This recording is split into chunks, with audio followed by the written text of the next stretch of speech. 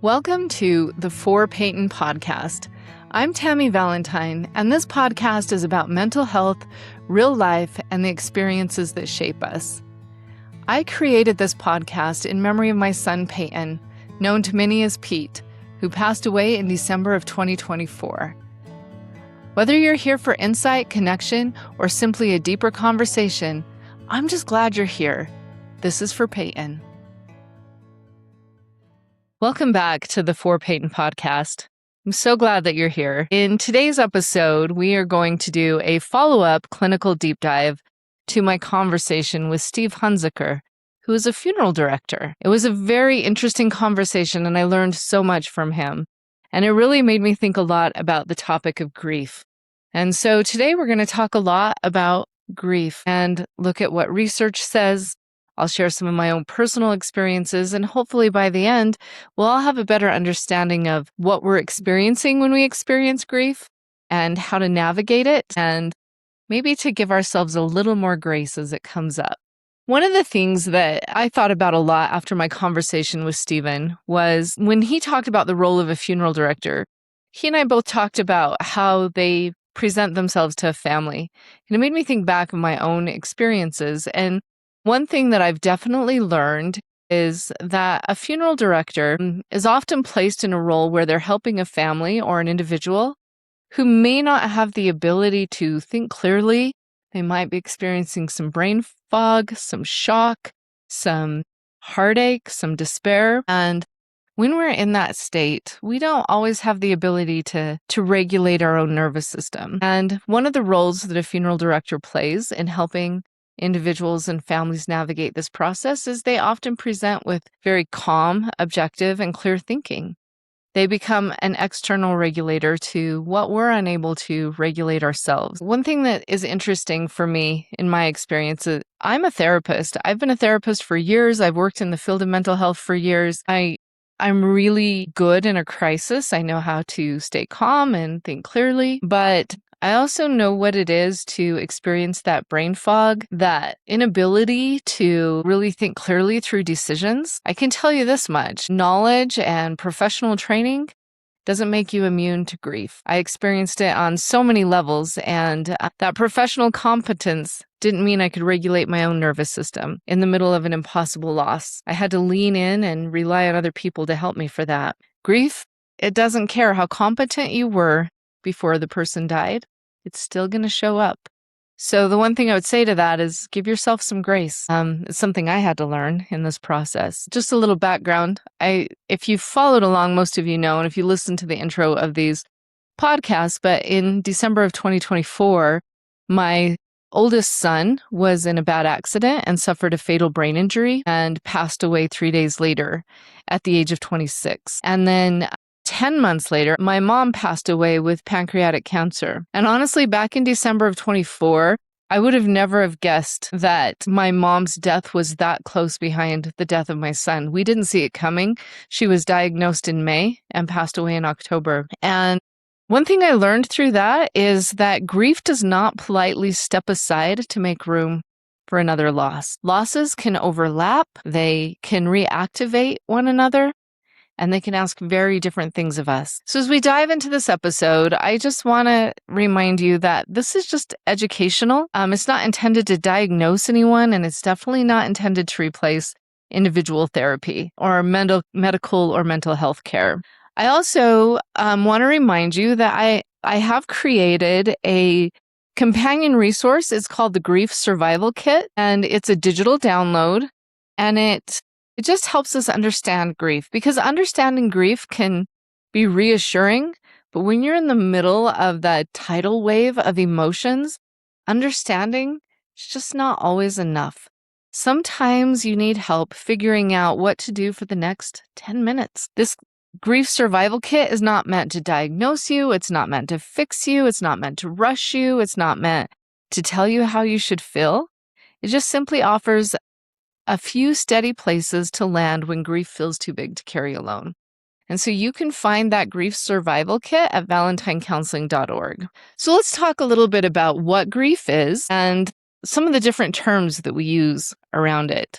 First of all, I just want to underscore the point that grief is not just sadness. I want to give you 3 useful definitions of terms that we hear when someone is going through a loss. The first one is bereavement. Bereavement is the experience of having someone die. So that's what bereavement is. We hear that word a lot, especially when we're taking time off work or requesting time off. Grief is the internal response to that loss, the physical, emotional, mental, social, and spiritual internal experience related to the loss. Mourning is the ways grief is expressed through behavior, relationships, culture, faith, and ritual. So grief is what happens inside of us, and mourning is how we give grief somewhere to go. So grief can show up in a lot of different areas in our life, right? Like it can show up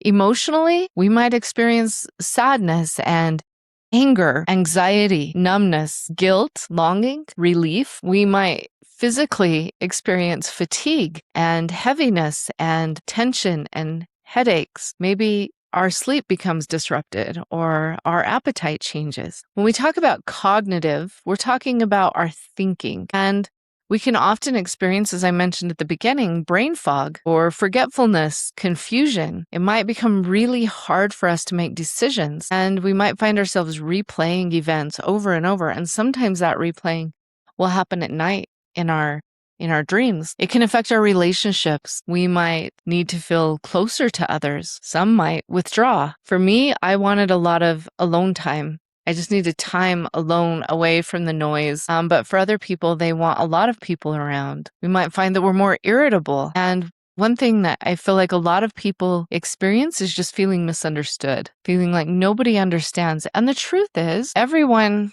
is going to experience grief in this lifetime, but no one is going to experience it in the exact same way. And as much as we have to give ourselves grace in the process, we also need to give others some grace when maybe they really, truly just don't understand what we're going through. One of the exercises that I put in the grief survival kit asks you to notice where the grief is showing up for you most strongly today, emotionally, physically, cognitively, relationally, or spiritually. I didn't talk about the spiritual part, but the spiritual part, for some of us, the spirituality can be very comforting, but for others, it can cause a lot of anger and doubt and uncertainty. Sometimes we might experience abandonment on a spiritual level, or we might find deeper meaning and deeper connection to our spiritual beliefs. When we recognize grief, that it's more than just crying, when we recognize that it can also look like exhaustion or irritability or stomach problems or forgetfulness, maybe questions that we have for God or wanting everyone to leave us alone, that's grief too. And sometimes we don't always attach that to grief. Sometimes we think we're going crazy, or we're just grumpy, or we're losing our mind, or we're in a faith crisis. But we're actually just experiencing grief. And when we can acknowledge that that's what it is, and we can take steps to sit with that grief, we can process it in healthier ways. I think the most important thing to remember here is that grief is the mind, the body, the heart, the relationships, and the spirit all trying to adjust to a reality that you didn't ask for. So what happens to the brain and the nervous system when we experience grief? When something overwhelming happens, the brain reallocates resources towards survival, threat detection, and trying to understand what happened. That can leave fewer resources available for planning, memory, attention, flexible thinking, creativity, and decision-making. So think about that. When we experience a loss, whether it's expected or unexpected, when we experience that, our brain will automatically reallocate resources towards survival. Our bodies do that. Our brain does that. And so some of our executive functioning, the part of our brain that can plan and organize and verbalize, the part of our brain that is creative and can make clear decisions, some of the resources that make that part of the brain work get reallocated, and it's focused on survival. And for many of us that have gone through grief, sometimes it's just getting through the day. And that is literally all we can think about. Some common experiences that you might have in this process I know I did this. You might read the same paragraph or even the same sentence like repeatedly and have to ask yourself, what did I just read? You might forget conversations or lose everyday objects. You might have difficulty following instructions or answering simple questions. Another thing you might experience or have experienced is being overwhelmed by minor decisions. I remember telling my husband, I just need somebody else to make a decision. I can't make another decision right now. You might feel kind of detached or numb. I remember for me, and I've heard clients talk about this, how it took several months before they could feel anything. That doesn't make you a bad person. If everyone around you is crying and upset and you're like, I feel nothing, you're not a bad person. Your nervous system, your brain, your body, it's all responding to something it wasn't expecting. And so its defense mechanism is to just go numb and be in shock. Give yourself some grace, give yourself some time. You might find yourself just kind of functioning automatically. You're going through the motions. I know I did this. I went back to work 2 weeks after my son died, and I was doing all the things that needed to be done. But when it was time to recall what I had done a couple weeks ago, I just couldn't access it. So you might find yourself just like automatically doing things that you do every day, but then in a day or two, completely forgetting what you had done. One thing that I definitely experienced was I had difficulty imagining or planning for the future. And I think this was like a protective thing that I did, because honestly, I didn't want to imagine a future without my son and his wife and what their family would become. Didn't want to imagine that future without him in it. I feel like that part of my life and my mind and my thinking is just now starting to open up, where maybe I can imagine that there is a future, there is hope, there's some brightness ahead. And of course, it's not what I expected, definitely not what I wanted. But again, give yourself some grace if thinking about the future isn't just something you want to think about right now. Another thing, I didn't experience this as much, but I've heard clients share these experiences of repeatedly expecting the person to call or enter the room or come home. And I guess I experienced the wanting my son to walk through the back door. He and his wife lived walking distance from our house, and he would always come over and bum some food or make a joke or tease his sister and then leave. So I think there was a part of me that for a long time just wanted to see him walk through that back door. Sometimes you'll pick up your phone to call your loved one, and then the reality that they're not going to answer sets in. So yeah, I think that those are some things like that's grief. You're not crazy. You're not insensitive. You're not, abnormal for experiencing these things. Just call it for what it is and give yourself the time and the space to work through it. So let's talk a little bit about the attachment map. And I'm going to read this part to you. Part of the brain still carries an internal map in which the person exists, in which our loved one exists. You know intellectually that they died, but your attachment system continues to expect them. That's why you can briefly think, I need to tell them about this, or you can reach for the phone before reality catches up. It's not denial in a simplistic sense. It's the brain slowly updating a deeply established relationship. So again, give yourself some grace. Lower the demand. When the brain is using so much energy to process loss, ordinary capacity might change.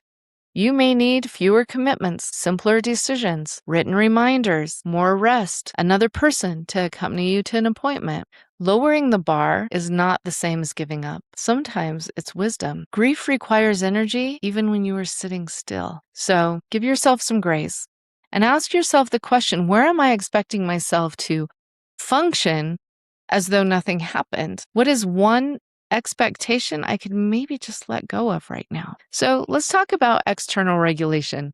This is something that came up in my conversation with Stephen, and talking about how sometimes the people around us can help us regulate what we can't regulate ourselves. When our nervous systems get overwhelmed, another calm, regulated person can help us organize what is happening.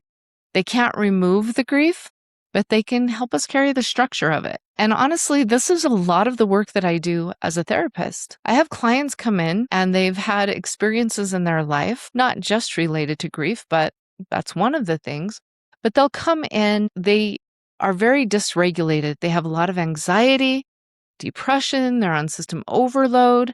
And part of my job is to facilitate a space that supports them and provides a regulated space and a regulated conversation to where they can lean on my regulation until their nervous system starts to regulate. So let's talk a little bit about what external regulation can look like. And this can be helpful for those of you who are trying to figure out the best way to help someone who's grieving.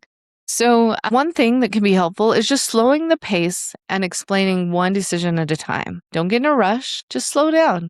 And it is okay. If you're the one grieving, it is okay to say, I can't think about all of that at once. Let's take it one step at a time. And if you're the one who's trying to help someone who's grieving and they're feeling like they have to make a million decisions because there's a lot of planning and a lot of decision making that happens after a loss. One thing that you can do to help someone is to say, you know what, let's slow down. Let's write things down. Maybe there's some parts of this that can be delegated. And so you can provide that regulation. Sitting beside someone can be so helpful. I think some of the hardest things that I had to do after my mom and after my son died was sometimes I had to make like some hard phone calls. There were some conversations that were hard to have. And one thing that could be really helpful if you are helping someone as they go through grief is to sit with them and say, hey, I'm going to sit right here while you make that phone call. If it's a phone call that you can make, you can say, you know what?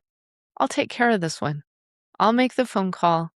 You just can sit and relax as much as you can relax when you're grieving. Right? It can also be really helpful to remind the person that they don't have to make a decision right away. I really appreciated that Stephen pointed this out in our conversation, that you don't have to rush the funeral planning. You don't have to rush decisions. Just slow down, take your time. And for those that are on the outside, the people that are helping, just remind them you don't have to make these decisions rapidly. Slow down and let's take it one at a time. We had people at our house, we had food, we had soda, we had paper plates, we had desserts, this community just showed up in so many ways. And that's meaningful. It is incredibly helpful because for those of you who carry the responsibility of like, what are we going to fix for dinner tonight? Or guess I got to wash dishes. It's crazy. Like just having all of those meals where it's like, I don't have to think about dinner and I have a bunch of paper plates. I don't have to worry about washing dishes. Our paper goods lasted well over a year after my son died.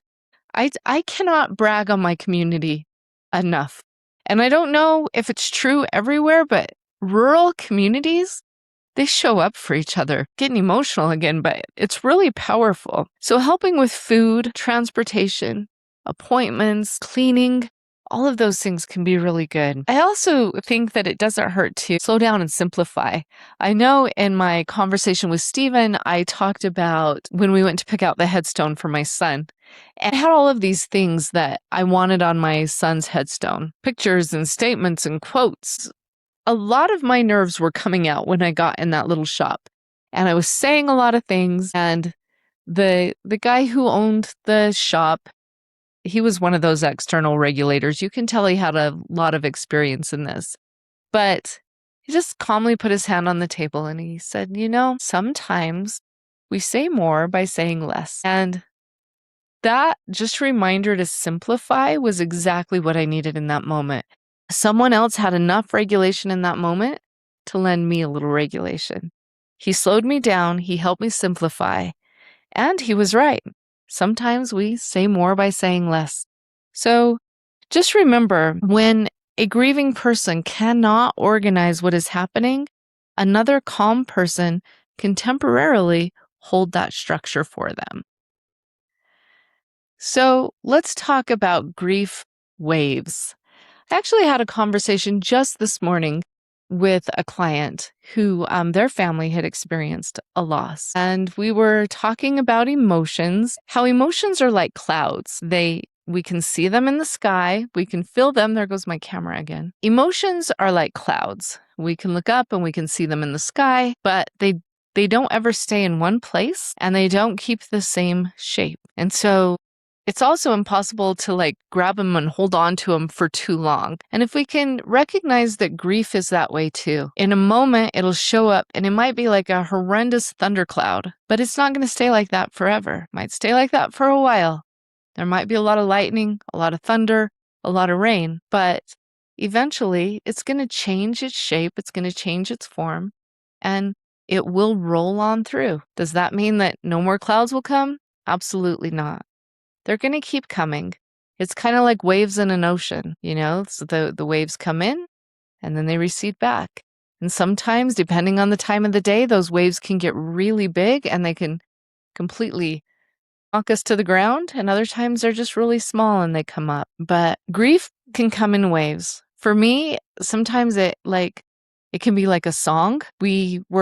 My husband and I, we were at Ace Hardware one day, and we were in the middle of remodeling a bathroom, and we were actually standing there looking at toilet drains of all things, and a Kenny Chesney song came on, Who You'd Be Today. I don't think my husband heard it immediately, but I couldn't keep it together. That wave hit me pretty hard. That was one of those thunderclouds that rolled in, and right there in the aisle, I started randomly crying while I was holding a toilet drain in my hand. But sometimes it'll just come on like that. Other times it will flow in gently and you'll feel it. I will say that sometimes my grief doesn't always show up as sadness. One of the places that I often feel close to my son is when I'm driving in my pickup. And sometimes I'll just feel this wave of something. I don't even know what the emotion is, but it's not sadness. Some of it is peaceful. It's reassuring. And I actually feel really close to him. And that's one of the beautiful parts of grief that we don't talk about very often. Let's talk a little bit more about what a grief wave might look like, or a grief cloud. It could be sudden and really intense crying or longing. It could be like pressure in your chest, or heaviness or shaking, nausea or difficulty breathing. It can be anger or panic, or an urgent need to just get out of there, to just get out of the room or the situation. It might be a sense of unreality or intrusive memories. There might be emotional shutdown or numbness. So what do we do when a wave hits us?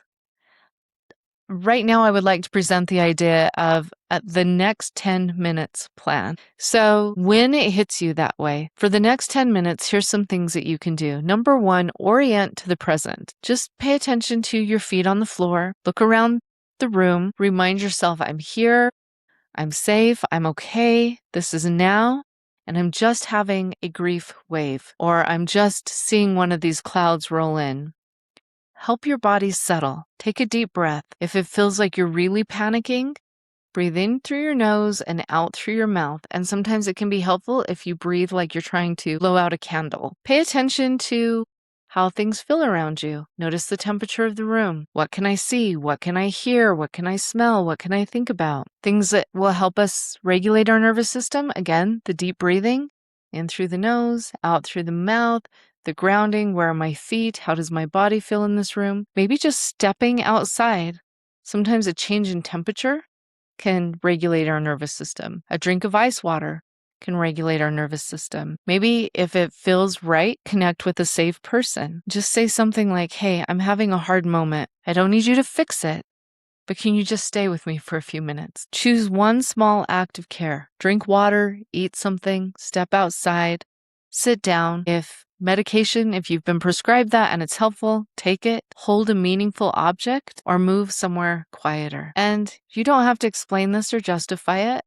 Pay attention to what you're experiencing and take the time if you need it. I know when my mom passed away, I stayed with her and my dad the night before she passed. And I know it was like early in the morning, like 3 or 4 in the morning, and it was still really dark outside. And my dad had to take a walk outside. It worried me because I didn't know where he went, but he just needed a minute. And he went outside, he walked around the yard, and I think he sat on the swing. I don't know what all he did out there. He had a minute to look at the stars. But that's what my dad had to do, because I think the wave of shock and grief and overwhelm and sadness was hitting him really hard at the thought of losing his wife. And I didn't need an explanation in that moment. He needed that. And I'm glad I'm glad that he stepped out. I'm glad that he recognized that in himself and took that time to do that. So small care actions matter, and they actually just tell your body, I'm here, I'm safe, this is a wave, it's going to pass. And sometimes we have to be intentional with reminding our bodies and our minds that that's what's happening. And the other thing I would say about this is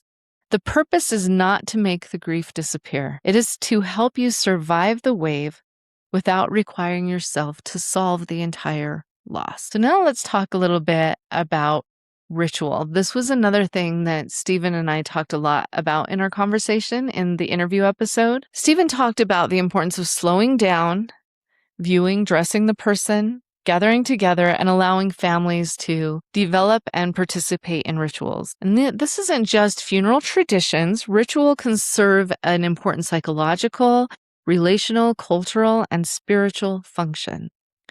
What does ritual provide? So one, it makes an incomprehensible loss more concrete. It gives grief a time and a place and a structure. It allows the community to witness both the death and the relationship. And I feel like that one's important because a community will often witness the death of someone. You know, everyone knew my son, everyone knew my mom, and there was this community witnessing of that loss. But as we participated in the ritual of the funeral, people coming by the house and visiting with us, it also gave them the opportunity to witness the relationship that we had with our son. And it gave us the opportunity to witness the relationship that our loved ones had with the community. I learned so much about my son, about things he had done in the community that I was completely unaware of, like really positive things. My mom was a teacher for 30 years. And when she passed away, we had the viewing prior to the funeral. It was the night before, and then we had it that morning. I'm still overwhelmed when I think about how many people showed up to pay their respects. I got to witness the relationship that my mom had with her community. And that is why that ritual was important. It deepened my love and my respect for my mom and my son. The other thing it does is ritual creates physical actions when words are insufficient. That is one of the hardest things. I think as someone in a community, like I want to show up for others in their grief. Sometimes even as a therapist, sometimes I don't know what to say. But I think that the ritual of stopping by and checking in on a loved one, attending a viewing, the dinner after a funeral, whatever your cultural and spiritual rituals are, it does create a way for people to show up when words are insufficient. A couple of things. I've mentioned the food and all of that. We had a few people give us jewelry. They gave my husband and my son tie tacks. They gave us necklaces to me and my daughters and my daughters-in-law. They didn't have the words, but they said, here's a way that I can show my love. One of the nurses who was on shift when my son was taken to the hospital, she sat down and wrote a letter about the details of some of the miraculous things that happened in the process of my son's death. Maybe it's important to mention here that my son was an organ donor, and the way that things played out were really significant in his ability to donate his organs to others so that they could live. And so this nurse sitting down and writing that down and giving us that letter was incredibly meaningful to me. And it helped me find some meaning in the loss of my son. So that's another example. Another thing that I would mention here as well, when my son was flown out of the hospital here to an intensive care unit in Colorado Springs at Penrose Hospital. And he didn't look good. You know, he was working out on a ranch when the accident happened. And so for the first 2 days in the hospital, he really didn't look like himself. They hadn't had time or resources really to clean him up. It was just stabilization of his vitals and preparing him to be an organ donor. And it was hard. It was really hard to see my son that way. But one of the ICU nurses, when we went back the third day, and that was the day that we said goodbye to our son. When we went back that third day, that morning, we walked in and he was cleaned up and his hair was combed and he looked like himself. I know that nurse went above and beyond what she had to do on her shift. But that was an act of love for not only me and my family, but for my son. And I'm so grateful for that. Sometimes ritual, whether it is part of our job or not, provides an opportunity for people to express love and care when words are insufficient. Ritual can help move the reality of the death from intellectual knowledge toward embodied understanding, and it supports meaning making and continuing bonds. Ritual does not erase the grief in any way. It helps the mind and the body approach what cannot be absorbed all at once. So now let's talk a little bit about continuing bonds. I think the most important thing here is that love does not end when the body dies.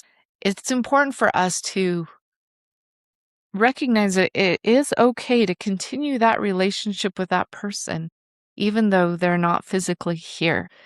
Grief is between you and the person that you lost. And just like your relationship with that person was different than anybody else's, your grief is going to be different. And that grief is just a way of continuing that relationship beyond death. So continuing bonds can look like saying the person's name, telling their stories. I tell stories about Pete all the time. I probably drive people crazy. It can be cooking a favorite food or continuing a tradition. It can mean visiting meaningful places, writing letters or creating art or music, engaging in service in their honor. That's what this podcast is all about. I actually started this in memory of my son. It's allowing their values to influence how you live. And I think that going through the loss of my son and my mom really has made me not just think about death, but it's made me think a lot about life and how I want to live mine. The goal is not to forget. The goal is to learn how to remember without being swallowed up in grief every single time. I know that we've heard about like the stages of grief. I would just not phrase it as stages because, those stages are real and they are true and we do experience them. We just don't experience them like in a linear way. Many of us have been taught that denial, anger, bargaining, depression, and acceptance should happen in this chronological order. But those experiences, they definitely do occur in grief, but they're not a universal sequence. There's no clinical deadline for completing them. You don't have to be like, okay, well, I have finished with denial, time to move into anger. You're actually going to cycle through them and you're going to experience a lot of them at the same time. Those 5 stages of grief came from Elizabeth Kubler-Ross, and she developed the framework through her work with people facing their own deaths. It was later broadly applied to bereavement in ways that sometimes became much more rigid than she ever intended. So a couple of different ways to look at this. One is the dual process model, and this is loss-oriented coping. Sometimes it means missing the person, crying, remembering, yearning, confronting the death, and feeling the pain. Then there's restoration-oriented coping.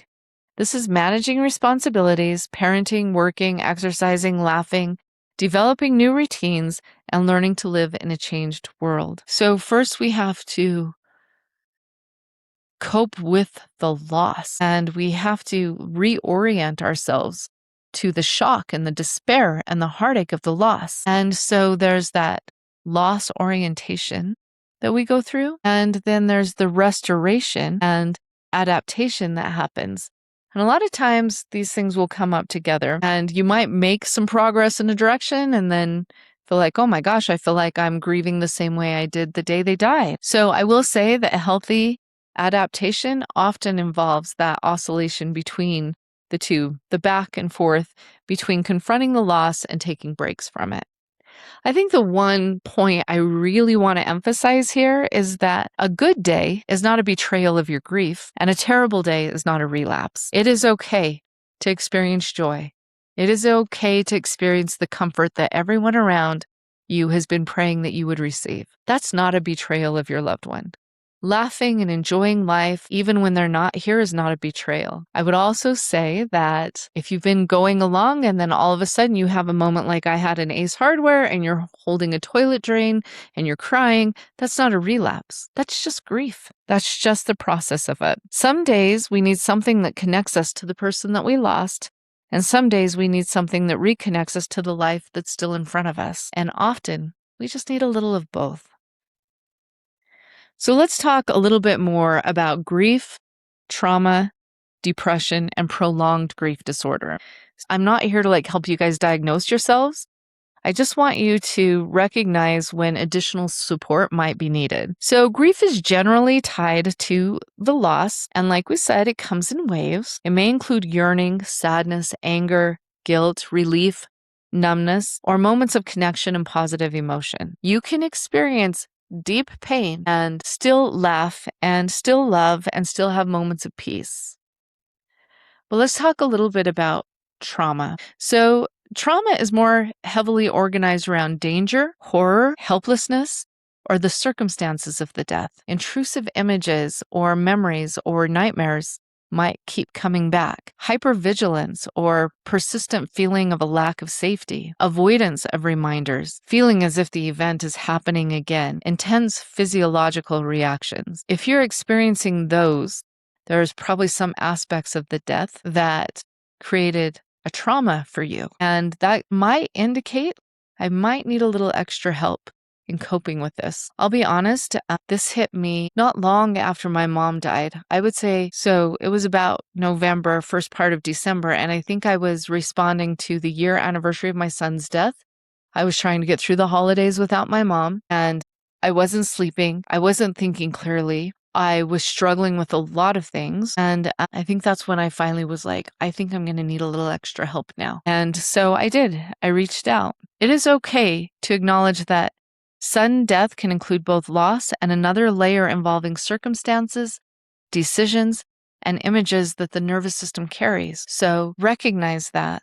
And if it feels like these things aren't getting better and the grief is overwhelming and your nervous system is constantly in hypervigilant mode, it's probably a good time to reach out to someone. Let's talk a little bit about how sometimes our grief can trigger major depression. Depression is often more pervasive and generalized than just grief alone. So a couple of things to watch for: a persistent depressed mood or broad loss of pleasure and interest, hopelessness, worthlessness, or self-loathing, significant changes. And I would say significant and recurrent, consistent changes in sleep, appetite, energy, and functioning. And then, of course, if you're having thoughts of suicide. In grief, self-esteem is often preserved, and the pain may come in waves connected to the person. In depression, negative beliefs may become broader. We start to think things like, I'm worthless, nothing matters, this is hopeless, nothing will ever improve. But grief and depression can also occur together. So if you're experiencing these things, talk to a professional, and they might help you differentiate between this is trauma, this is depression, and this is grief, or this is all of the above. So what does prolonged grief disorder look like? Prolonged grief disorder does not mean someone has loved too much, mentioned the person too often, or failed to move on. So here's a couple of indicators. For adults, at least 12 months have passed since the death. Persistent yearning and preoccupation remain central. Additional symptoms cause clinically significant distress or impairment. The response exceeds what would be expected within the person's culture, social, and spiritual context. So here's a clinical distinction. Time alone does not distinguish healthy grief from prolonged grief. We consider suffering, impairment, flexibility, cultural context, and whether the person is gradually able to re-engage with life, not whether they still miss the person. You're never going to quit missing the person. So if any of these things kind of jump out to you, it's okay to just ask a professional. You don't know what's going on. Am I experiencing grief, or am I experiencing major depressive disorder? Is this prolonged grief? Is this trauma? And professionals will help you. This is a lot of what I do with clients all the time. So a couple of times where additional support can actually be helpful and necessary is if the person feels unsafe or suicidal, if basic functioning becomes increasingly difficult, when the trauma symptoms are persistent or severe, if substances are being used to endure the grief, if guilt or self-blame has become so consuming that the person cannot function, if they feel trapped or hopeless or unable to reconnect with any part of their life, or if they simply want support carrying what happened. I think I experienced a lot of these things on this list, and It really set in about a year after my son's death. It took me that long to call it out. But one of the best things I did was get with a really good therapist. And again, the knowledge that I have, the professional clinical experience that I have, didn't make me immune to what I was experiencing internally. So let's talk a little bit about guilt, regret, and the mind's search for control. I don't know if you've ever heard of hindsight bias, but this is something that has been explained in psychology. I think most of us are familiar with it. But the mind has information now that it did not have back when the event happened. That's the hindsight part. Looking backward, events can appear much more clear and more predictable than they actually were in the moment. Sometimes there are real regrets that deserve an honest acknowledgement, but sometimes the mind is trying to create a sense of control after something devastating or uncontrollable happened. So guilt will often say, if I can find what I did wrong, maybe this will hurt less. Self-punishment does not prove love. It adds suffering to suffering. Compassion does not require us to deny reality or pretend that we have no regrets. It helps us tell the truth without destroying ourselves. So something that can be helpful if this is what you're experiencing is asking yourself, what thought am I replaying? What emotion is underneath it? What pain may be hiding beneath that guilt? What did I actually know at the time? Not now, not in hindsight. What did I actually know back then? What would I say to someone I loved with the same thought? In other words, can I show the same compassion to myself that I would show to someone else if they felt this way? What more compassionate and truthful sentence can I practice? So I've gone through this, and I know I'm sharing a lot of personal experiences, but it's my podcast. I guess I can do that. But, things weren't all roses with me and my son all the time. I feel like we were in a pretty good place, but we went through hard times. It's just part of it. It's part of having adult kids. And if you're not there yet, good luck. And those of you that are, you know exactly what I'm talking about. Those of you that have been there, you're laughing at me right now, I'm sure. But I will say that I've gone out to the cemetery sometimes and I've felt just a lot of guilt for maybe an argument that I had with Peyton or something. And so a more helpful way to look at that is to say, well, I didn't know that he was going to die. And I was really like, what was I fighting for in that moment? Well, I was fighting for him to be okay. I'm his mom. Everything I did was for his well-being. Everything I did was out of love. That's an example of a healthier way to look at that guilt. It's a different lens to look through when we start to experience that guilt that can sometimes feel paralyzing. So let's talk a little bit about relationships, support, and boundaries. Grief changes relationships, and not everyone can tolerate grief the same way. Some people move closer, some people disappear, some offer advice because they cannot tolerate the helplessness, some compare losses or pressure the person to find meaning. And this is a really tough thing. I think one thing that was really helpful for me and my husband is we had to consciously make up our minds that everybody who approached us with the best of intentions. Even if their advice was kind of hurtful, even if they said something kind of offensive, or if their approach was a little brash, we really tried to take the intention with which they came. And I think that that's really important. The other thing, though, that I will say is it is okay to set boundaries on that. It is okay to acknowledge what's helpful and what's not. Another aspect of this that I feel like is really important is to understand that our grief doesn't have to be comparative or performative. It's personal. Don't feel like you have to perform your grief for other people. You just grieve the way that it works for you. Sort your support by what is actually safe for you. Find people that are safe to cry with. Find people that are safe for practical assistance, and those may not be the same people. Find people that are safe for distraction or ordinary companionship, and then acknowledge the relationships that aren't safe right now. You don't have to give equal access of yourself to everyone. You can choose where the people are helpful, where they're not, and you can set those boundaries on your grief. So that sounds great, right? But sometimes it can be kind of hard, especially if we don't have the language or the phrases that can help us. But here's some good language for setting boundaries. It is okay to say, right now, I just need support. I don't need advice. I appreciate you checking on me, I just don't have the energy to explain or talk about this. I need someone to just sit with me. I don't need someone to fix it. I don't think I'm quite ready to talk about that yet. I would love some company, but I also need a break from talking about grief today. So what can the helpers around us do? Offer specific help instead of saying, let me know if you need anything. I'm not great at this, honestly. I always say, well, let me know if you need anything, because I get awkward and I don't want to impose on people. And so, but sometimes just offering something specific that maybe that person hasn't thought of yet. Use the person's name. I love this. I love when people still say Peyton's name or Pete or Petey or Pedro or one of the many nicknames that my son had. I love to hear his name. It makes it feel like he's still alive in a way. And so just saying their name, sharing a memory, even if you've already shared it, share it again. Continue checking in after the funeral. This was something that Stephen pointed out. He said, for the first couple of weeks, everybody shows up.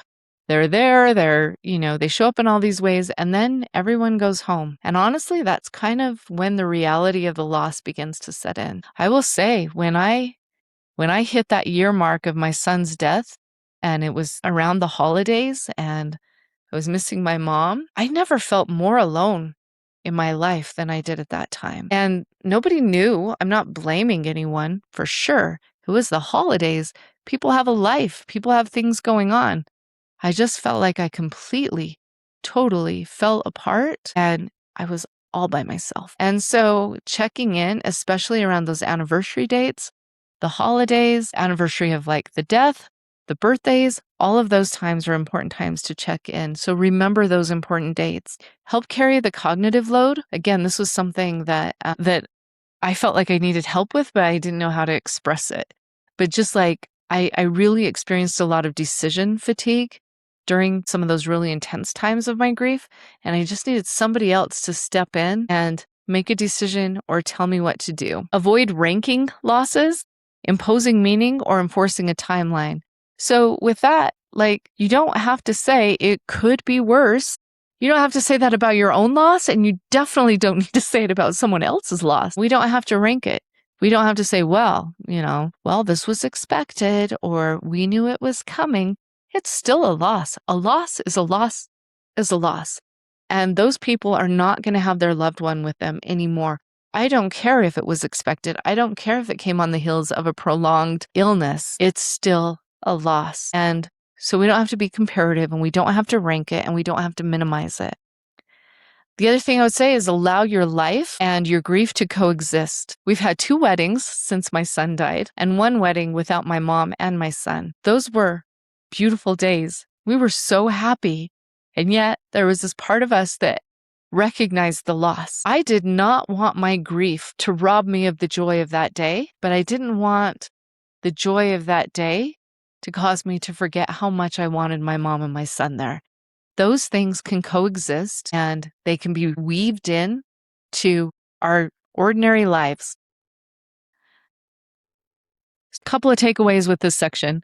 Support does not require perfect words. It requires the willingness to remain present when there is nothing you can fix. I will say one thing that my husband and I acknowledge, we've been in those situations where you need to go visit a family who's just experienced a loss. You don't know what to say. You feel awkward. You're emotional. And we knew that that's how people were showing up at our house after we lost our son. And I am so grateful for the people that had the courage to show up in spite of those feelings, who just showed up. Maybe their words were a little clunky. Maybe their advice was not great. We didn't care. And for those that are grieving, it is okay to appreciate that, even though it feels a little awkward. Just appreciate the effort. And for those of you that are wanting to help, just show up anyway. It matters. It really does. Here's a couple of ways that we can help those that are grieving. Some ways that we can just kind of gently check in with them. Have you had any water? Have you eaten anything? Have you taken your medication? Have you rested? Have you stepped outside or changed rooms? Have you asked for or accepted help? Have you connected with a safe person? Have you done one thing that connects you to the person that you miss? And have you done one thing that connects you to the life that's still in front of you? When I created this list of things. I'll be honest, a lot of it came from me observing my daughter-in-law's family as they came in. They lived far away, and they came in, and they kind of came in on shifts to support my daughter-in-law. She was experiencing the loss of her husband, and the kind of support that they showed to her, just in terms of, do you need some water? Do you have a Kleenex? Do you need to step out? She was in an entirely different culture, a different country, a different everything. And I loved how her family just continually checked in on her, looked out for her. I learned a lot from them. I'm very grateful for their example, very grateful for their example and their love and their compassion that they showed to our family as well. So some of the last things that I want to talk about is how do we learn to carry love in a world that has been completely changed for us? So before Peyton died, I think I understood grief professionally. After he died, I understood something else. I understood knowing the language of grief does not prevent you from having to live it. Grief is not a problem to be solved. The problem is that someone we loved died. Grief is the response of the mind, the body, and the spirit trying to understand that reality. The work is not to detach from our loved one or to reach a final stage where death no longer matters and we're no longer affected by it. It is to build a life large enough to hold both the love and the loss. I think for me, I'm finally starting to experience how to live my life without Peyton in it. How do I live that life and still make him such a part of it? This podcast, definitely one of the biggest things that I'm doing. I think of him every time that I get out this microphone that he bought for the podcast he was going to start. We talk about him in our home. We tell stories about him. I talk to him. I keep pictures of him around. I keep a picture of him on my phone. But I also am learning that it is okay to celebrate my other kids and their futures. And I'm excited. I'm so excited that we're going to have a grandbaby coming and that my kids are married and they have these amazing spouses. I'm excited for what my future holds, and I don't feel bad about that. But I also know that I miss my son every single day. I talk to my mom a lot. I want to make her proud. And I hope I can do that in the life that I live. I hope that someday when I pass away, I have a relationship with my family and my community like my mom had with her family and her community. And so life for me is not just about death. It's about learning how to live it in a way that's more meaningful. And that's what this is all about. If grief is going to teach me anything, it's going to teach me how to live in the most meaningful way possible. So I just want to remind all of you that there is that grief survival kit at valentinecounseling.org. I created it based on my personal experiences, but also my professional training and background, as well as evidence and research. So I just want to leave you with a couple of closing thoughts. Number one, you do not have to solve your whole life during a grief wave. You do not have to carry it all at once. Sometimes the work is to simply take the next small step. And grief, however it shows up, is not evidence that we are failing to heal. It is evidence that love is still trying to find its place in a world that has changed. So be kind to yourself, and for Pete's sake, be kind to others. Thank you so much. Thank you so much for spending time with me on the For Peyton podcast. My hope is that this conversation gave you something to think about, something to carry with you, or maybe a reminder that you're not alone. If you'd like to go deeper, you'll find companion episodes and related digital downloads for each topic at valentinecounseling.org. This will help you continue reflecting, learning, and applying what resonates. Until next time, for Pete's sake, take care of yourself and each other. This is for Peyton.